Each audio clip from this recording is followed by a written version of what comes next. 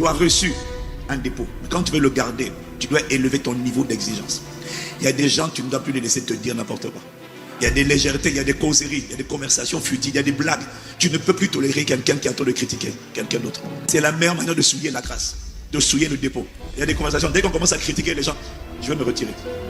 Pourquoi? Je sais que ça va l'offenser. Il ne sera jamais dans la critique, il ne sera jamais dans la calomnie.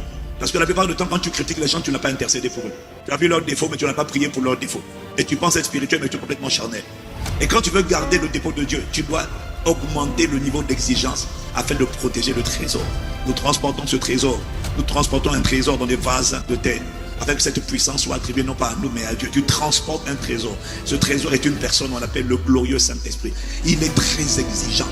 Et quand tu veux que la grâce qu'il a relâchée dans ta vie, de cette soif, de ce désir de lui demeure, et qu'il n'y ait pas avortement, et je dis qu'il n'y en aura pas, alors augmente le niveau d'exigence, quitte la superficialité, quitte les faux semblants, quitte les mauvaises compagnies, quitte les gens légers, quitte les gens superficiels. Décide de devenir exigeant, parce qu'il est exigeant.